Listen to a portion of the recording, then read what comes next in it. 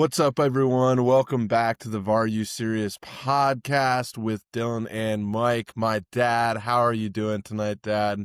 You sound a little hoarse.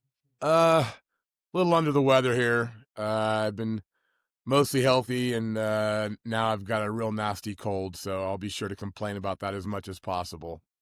It's the damn winter colds are running in. My mom's got one. It's a mess, man. I feel like I've had a little something, but I'm staving it off right now. But for your sake, let's jump right into things. So much has happened in the last week too, Dad. But anything else before we jump into it? I think we're going to cover the most important stuff here, so let's dive in. Yeah, absolutely. And Dad, you actually had a great instant reaction to what we're going to be talking about first today.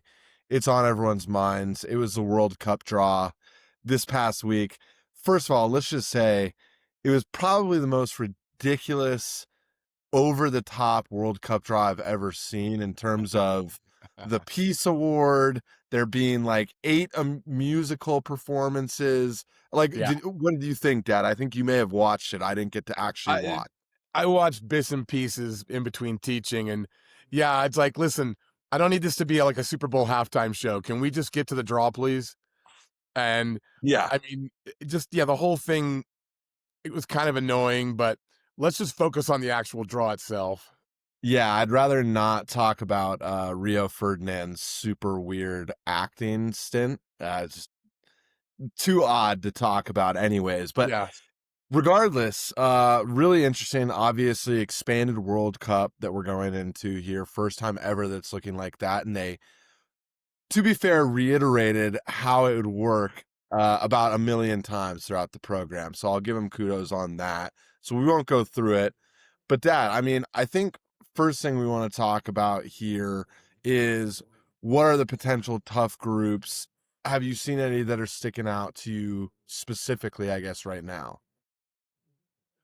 Listen, everyone keeps saying that the US's group D, I believe, Yeah. um, is not too bad. I'm like, I don't know about that. I don't think it's the group of death, but I, especially like I already said, that like I think Turkey is going to win that playoff spot and get in. And as Yeah. far as average rankings go, and I know rankings don't mean everything, but I don't know.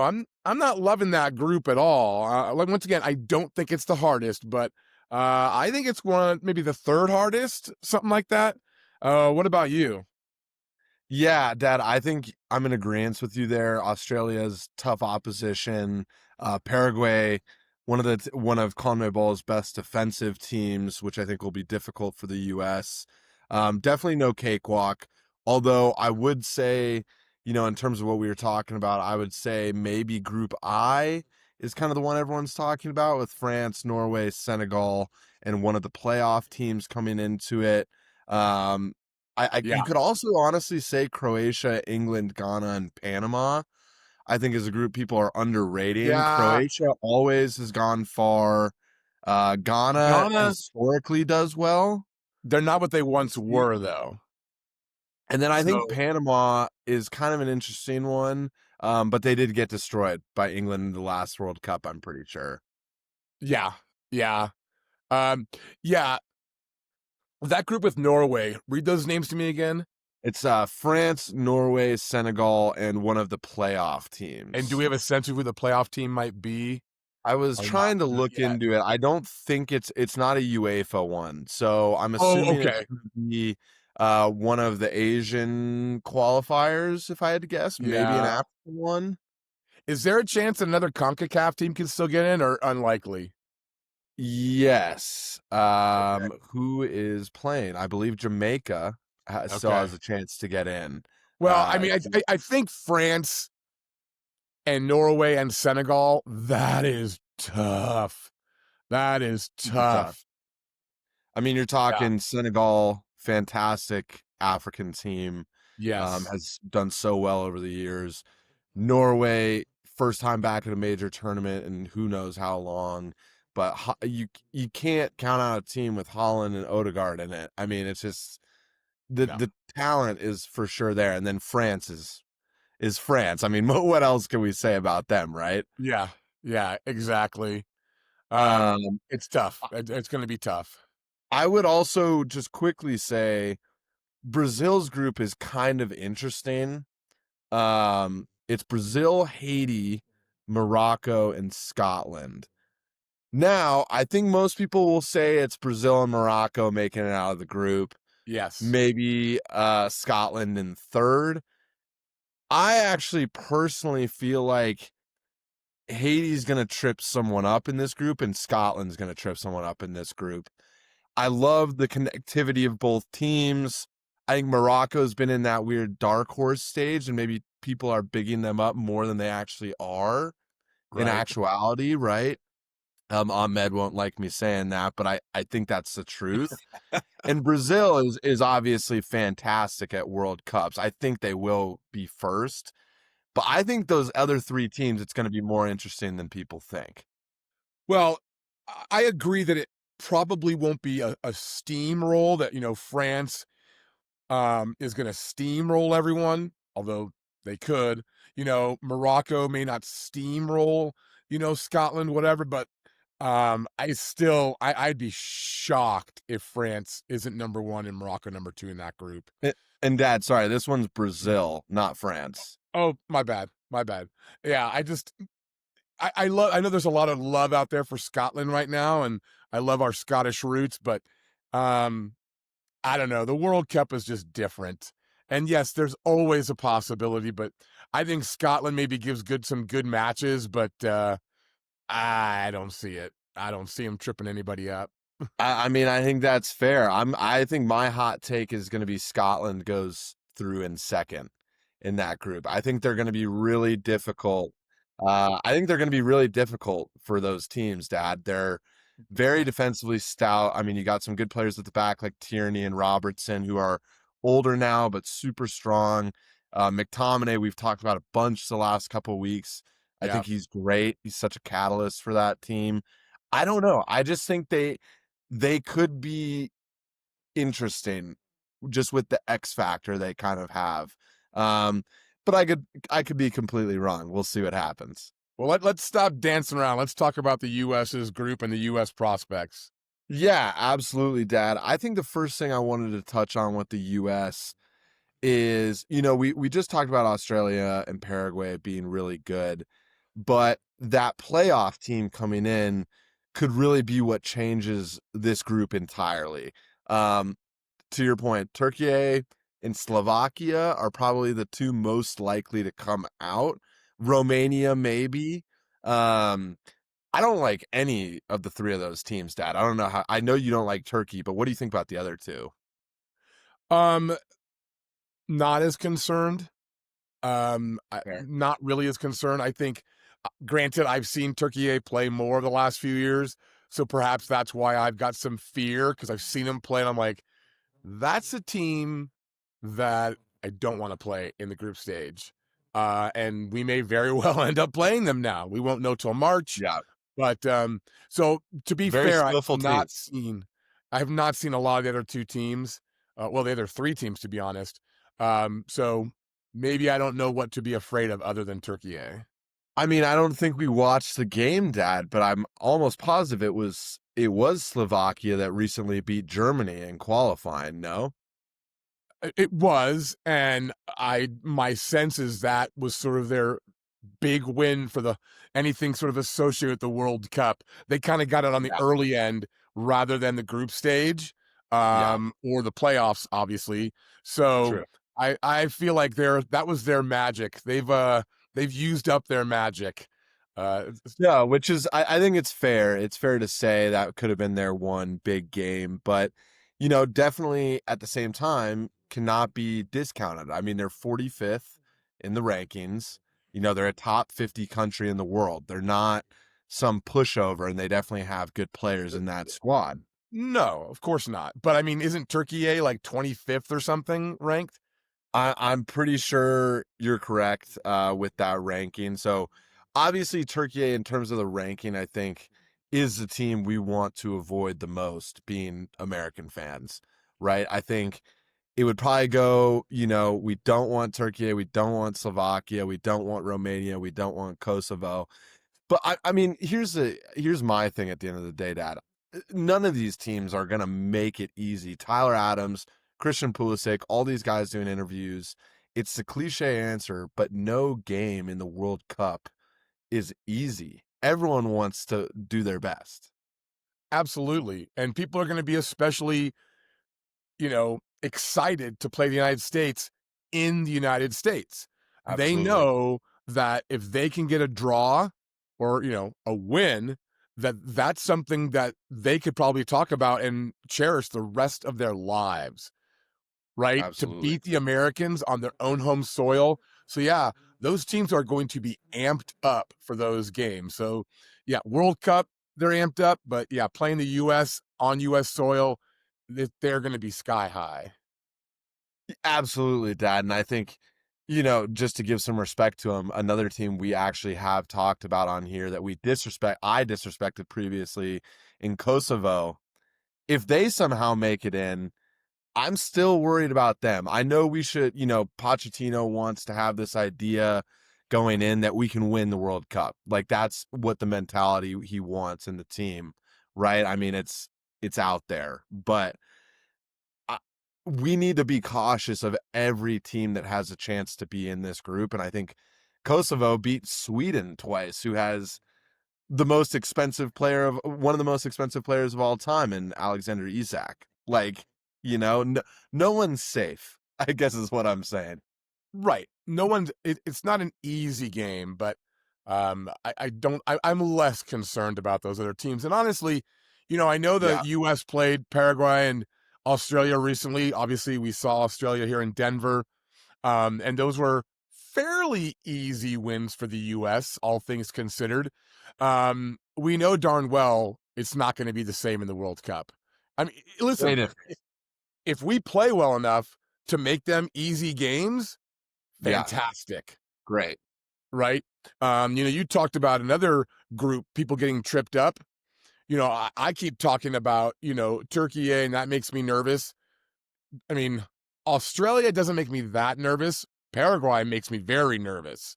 So, I mean, God, like, could the US lose 2 games? I hope not, but I don't think it would be utterly shocking.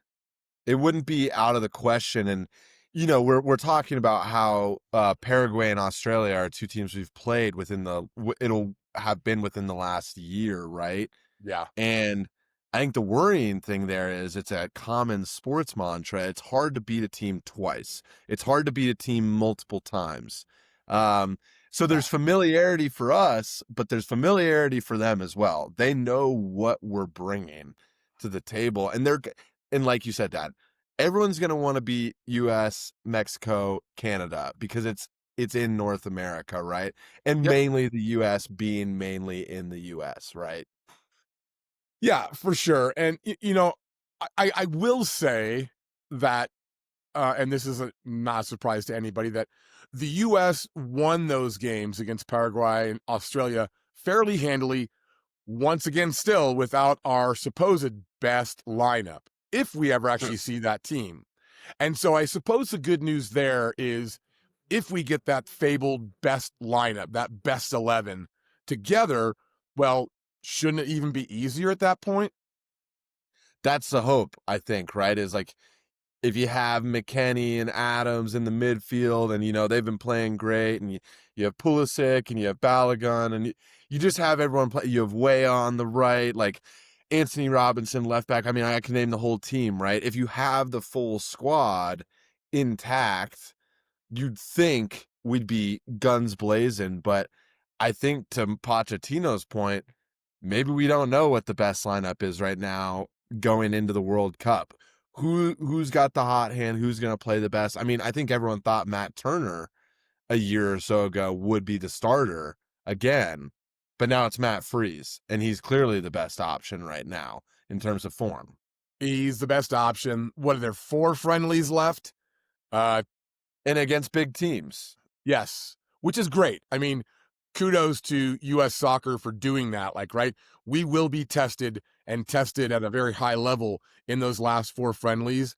Um, I, I'm still not sure about Matt Freese, but at this point, it doesn't matter what I think, right? He is the guy pending injury, and he seems good enough, but I don't know, man. I don't know. I'm just the I whole mean, thing.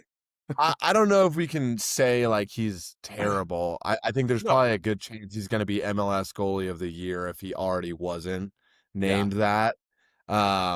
Which there are other MLS goalies, I believe, in this tournament, especially from the CONCACAF nations. Like, yeah, I think Matt Freese is a solid player. I think there's a solid chance after the World Cup, Matt Freese gets a move to Europe if he wants it. But is he the guy? He's not Tim Howard caliber at the back. We're not all like, oh, we know he's gonna be fine, you know? no, and that makes me nervous. But maybe we don't need a Tim Howard necessarily. It'd be nice to have a guy like Tim Howard in his prime, but maybe we don't need him because perhaps we have a better attack now, and the kind of tilt the table a bit more offensively than in past World Cups. But it remains to be seen, my brother. I just I'm going to be nervous until we start winning games in the World Cup. I'm not going to be Yep. comfortable. I'm But not. that's the fun of it too. We got to enjoy the experience of it and what it all means. I mean, it's so exciting that it's going to be here and that we're in it. We're in it, and we're going to try and make a good effort at it is what I'm thinking and what I'm seeing from the team recently. Yeah, And I'm getting more confident in the team. I'm starting to like the back line a little bit. I love Chris Richards' energy back there. When yeah, Adams has played, he looks solid. He looks refreshed. Again, I've loved the different options up top. I mean, all of our striker options are firing right now, club and country, which we have not been able to say many times.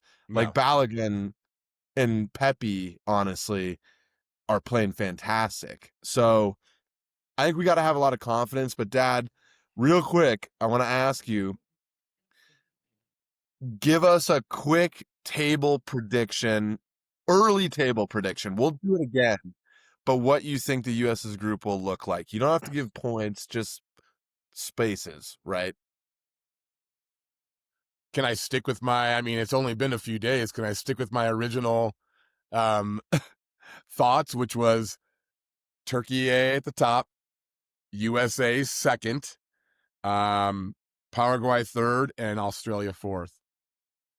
Yeah, I mean, I think that's totally fair. I could see us totally finishing second. And even though we just talked about being worried, I'm going to be bullish on this team because I like the direction we're headed.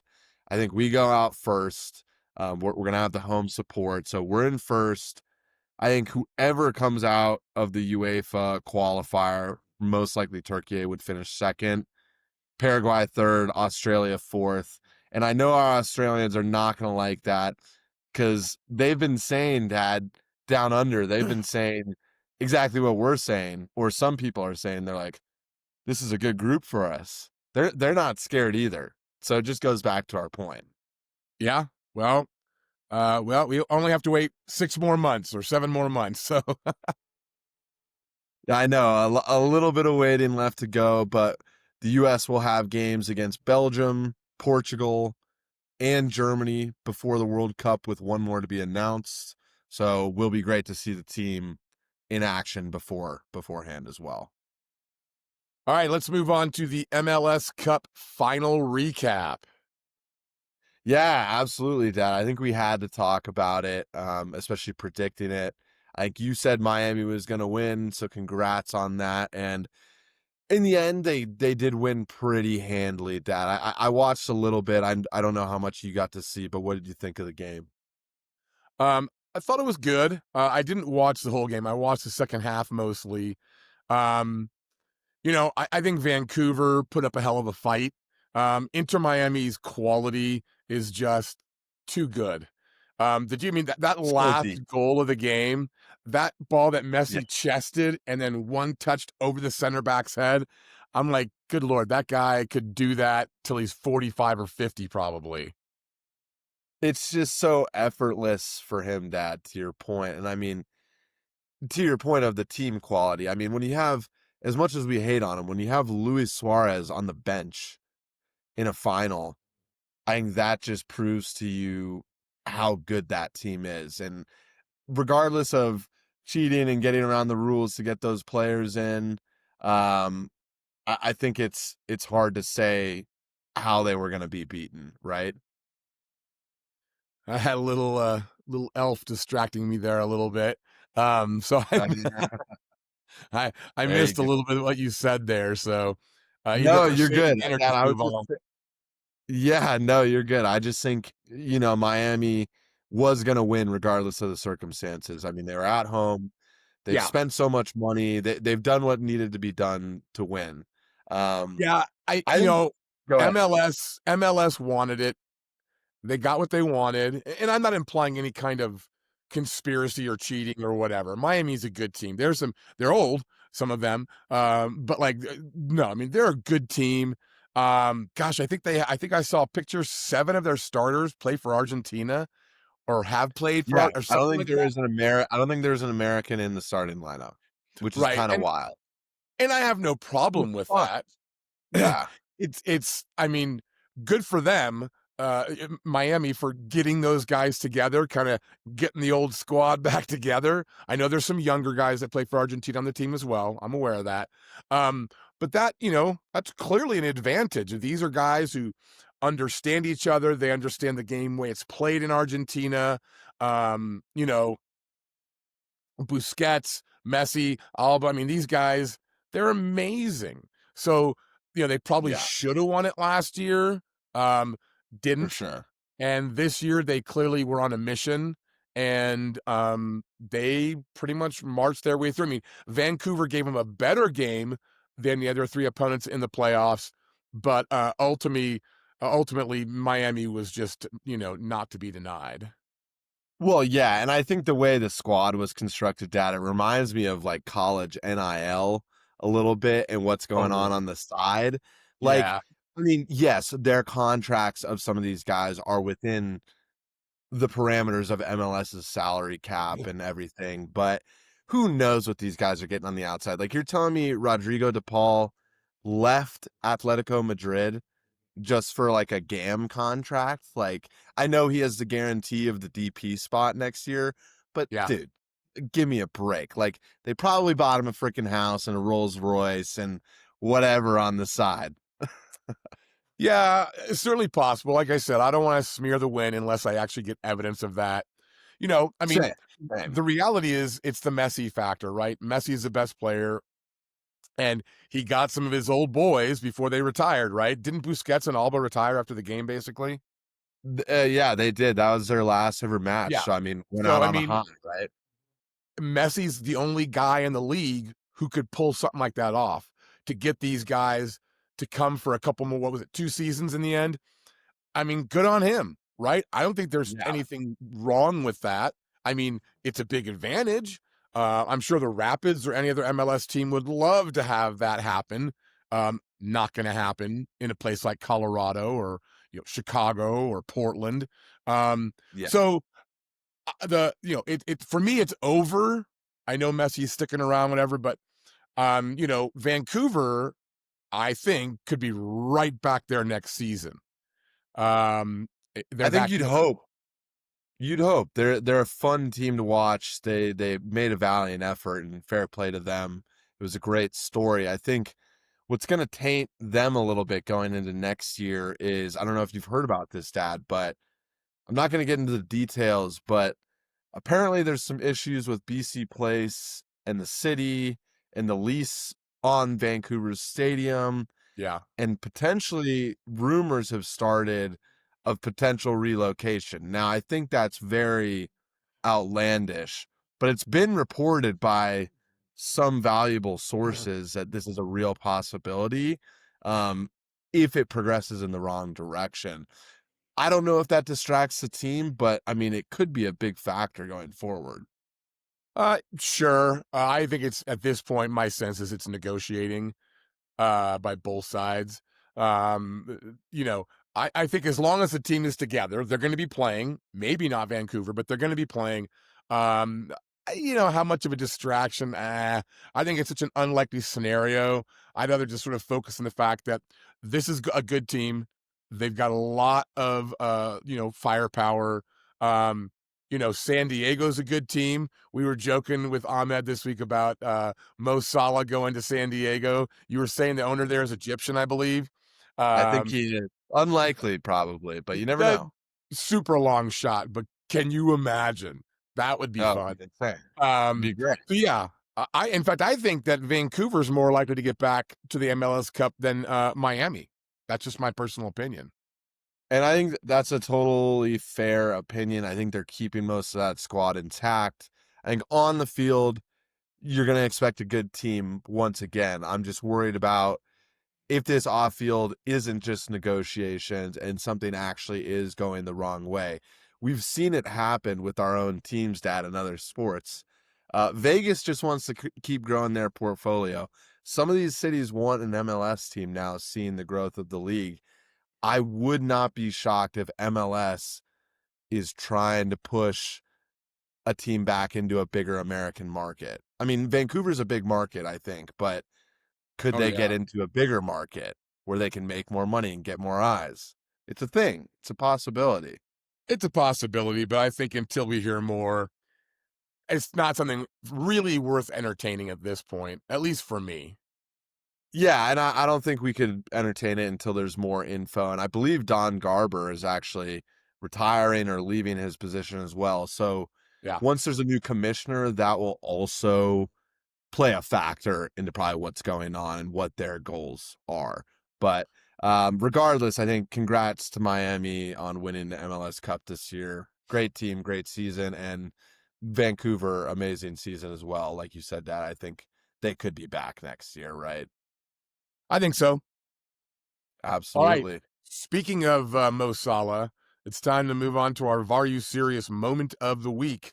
Go for it, dude. Yes. Yeah, I was gonna say, I think it's impossible for us not to talk about this. We don't need no explanation here. Mo Salah blew up to the press publicly right after a match about not playing. He doesn't know what's gonna happen. He doesn't know what's gonna happen after AFCON. I mean, Dad, like what do we think's going on here? I made a reaction video. I think he needs to leave, but what do you think? Well, I think ultimately he's going to have to leave at this point. I had no problem with what he did. I know people talked about, oh, you keep that quiet. You talk to the manager, you talk to the owner, you keep it in the locker room, that kind of thing. Yeah, sure, but I saw this coming for like 3 months now. When we had Ahmed on, I talked about how the fact that I thought that they were not treating Mo Salah the way he should have been treated. And people say, "Oh, he's nothing special, people shouldn't get special treatment. Yeah, he's great, but he has to have the right attitude." And I just felt like this was brewing for a while. And I mean, would I tell my own kid, you, to react that way? No, but I certainly seen why he did. I mean, he Yeah, it's feels emotions. really disrespected. Well, it's a And club he's given everything to, Dad, to your point. he's given everything. And if you're going to tell me that he's the reason or one of the main reasons his lack of performance is it's his fault that Liverpool are having the season they are, come on, man, get in line with a lot of other people, including Arne Slot, right? Arne So Slot, yeah, Van Dijk has played yeah, terribly this season as the captain, nonetheless. I mean, yeah. there's a lot of blame to go around for what Liverpool's season has become, you know? I I think the organization is glomming onto this as a way to be like, see, this is the problem, right? And it's a distraction from some of the actual real problems within the organization. I mean, Alexander Isak, like, what has he done? Verts, I think he finally scored recently. Like, there's a lot of problems and a lot of things haven't clicked. I think the organization allowed expectations to get really out of control. I understand Yeah, they won the Premier League last year with all these new signings, whatever. Um, man, they kind of set the booby trap for themselves, I believe. absolutely, Dad. And I think It goes back to, I mean, people joke about Arsenal fans making excuses of injuries, which are once again a thing this season.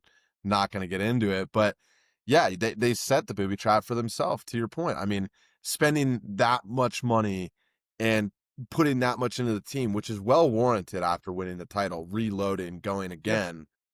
But when it's not going the way you want it to go, to your point, I think they're just looking for the scapegoat. But to do it to arguably one of your best players ever. I mean, Ian Rush and some other guys who have more goals still.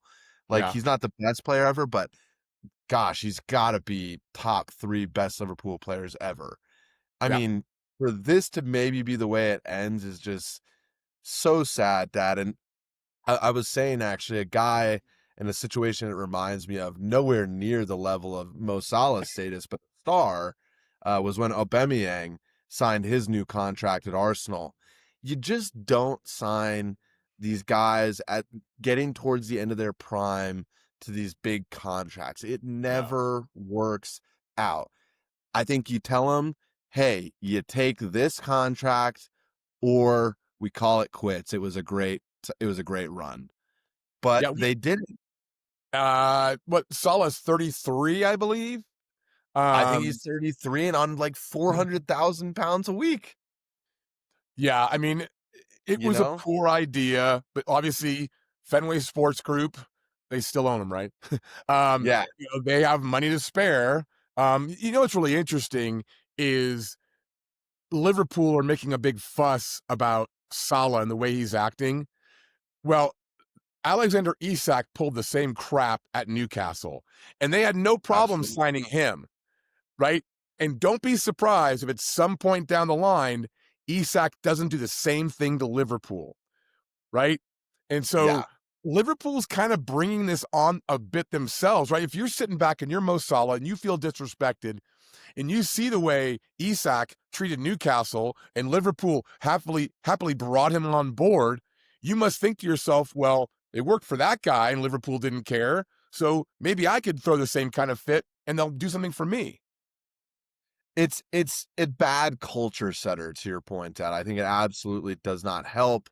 I Yeah. mean, to be honest, I think I see it in a lot of the new guys as well. I mean, Isak, to your point. I mean, Ekatike, from what I can tell, has a better attitude, but has done dumb stuff, like when he took his shirt off and got sent off in a cup game. Like, that was idiotic. Like, what are you doing? I mean, that's more of a boneheaded thing. But same thing with a guy like Florian Wirtz. Like, he kind of reminds me of Ozil a little bit. When he was uninterested at Arsenal, you can kind of tell he's uninterested. And I don't Yeah. think Verts is uninterested, but you can tell he's lacking confidence. And that goal he scored was ended up being an own goal. So he still hasn't done anything. And I mean, let's be honest, they barely scraped a win against Inter Milan. Fair enough, they won, and it was a shoddy penalty that they shouldn't have maybe gotten. But the team, you can tell, is in disarray. The culture's in disarray. And I think, to be honest, Dad, they stopped a transition from occurring. They could have parted ways with Van Dijk and Salah this past summer and led into this new group being able to take things on. One last title with the old group, amazing scenes. Let's refresh and re-go. And then they maybe could have brought in a guy like Mark Gahey earlier at the back line to revitalize it. Like, I think there's just a lot of missteps looking back now. And I'm not going to say it, hindsight's 2020. I mean, all of us thought they were going to win everything this summer, right? Right. So tough to say. But Dad, what do you think? Let's talk about Salah's reaction one more time. No call, yellow card, red card. What do you think? I mean, you kind of gave a statement on it, but Um, for me personally, maybe a stern talking to, but not even a yellow card. For Liverpool, I'm sorry, I give them straight red. Red card for the Reds. Um, yeah. you know, they set themselves up for this. I think they should not be surprised, and now they're just going to play it out and let him be the scapegoat. Poor, poor management on as far as I'm concerned. Yeah, no, I think I'm in agreement with you on the red card for Liverpool. I think they've let a lot go wrong here and let things kind of go all over the place with Slot as well. But I unfortunately think I have to also give a red to Salah. Like, I just don't think it was the time or the place. Like, I think there's a way to speak out about what's going on, but this has happened with him before. I remember Klopp put him on the bench for one game and he Yeah. had an outburst on the sideline, I think 3 years ago now, maybe. And it's just like a repetitive behavior. Like, as good as he is, he's not God. Like, like you need to earn your place in the team, and he hasn't been playing that well.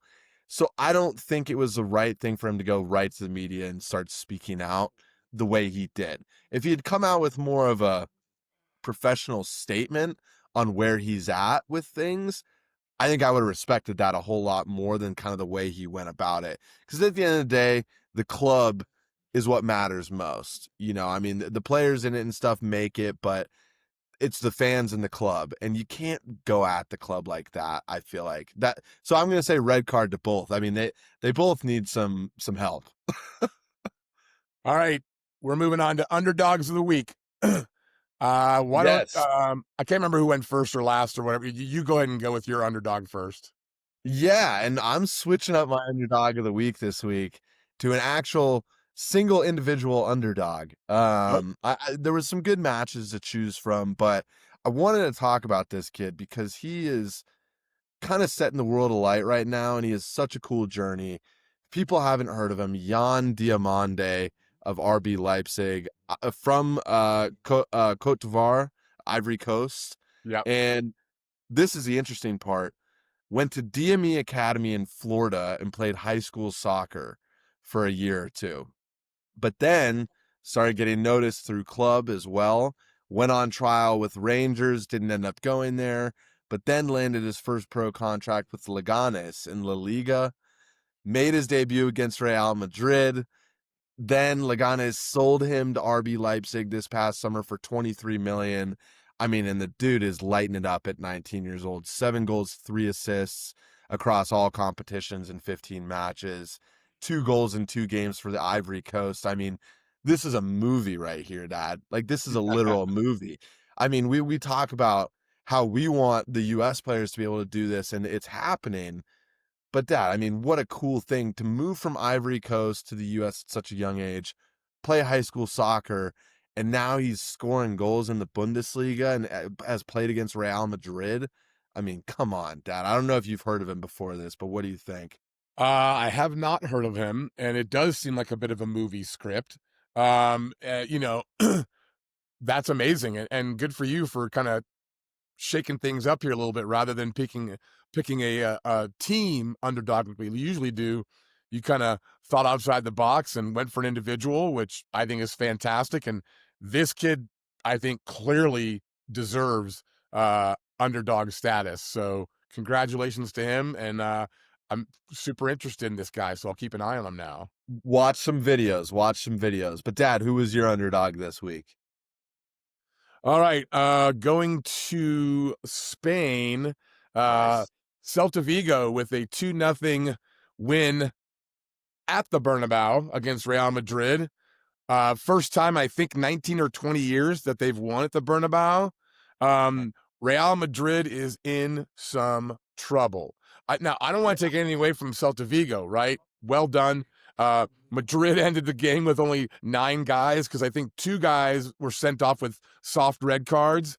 Of Yeah. course, you know, what's his name? Xavi Alonso complained about the refereeing and whatever. And I did not see the game. But in any case, we've already talked about how Real Madrid gets penalty kicks and this and that and whatever. So once again, it's more about the underdog, right? And Celta Vigo. Yeah. I think they're mid-table team. They've So won 5 in a row, I think, Dad. I think that's right. And they've worked Yeah. their way up, right? And so this is awesome, right? I mean, we talk about these underdogs because it's what makes soccer, any sport, but soccer so much fun, right? And so cheers to Celta Vigo for a big win this week. No, absolutely, Dad. And I love the club as well because they joked with the United guy who keeps growing his hair out Oh, yeah, yeah, because yeah. they won 5 straight. And so they were like, oh, he could have cut his hair if he was a fan of us. So I thought that was fantastic that they kind of jabbed him a little bit. And yeah, good for Celta Vigo. A huge win at the Bernabeu. So just amazing scenes. But Dad, we're here to wrap up the episode now. We're on to parting shots, and we'll keep it actually with Real Madrid for your first one today. But will Xabi Alonso be sacked? No, and he shouldn't be, right? Every team struggles at some point. This is no different. And I'm tired of these teams sacking managers when things go just a little wrong. Absolutely. I think he needs a little more time, but needs to turn it around quick. Only 2 wins and 8. That doesn't cut it at Real Madrid. But anyways, Dad, on to the next.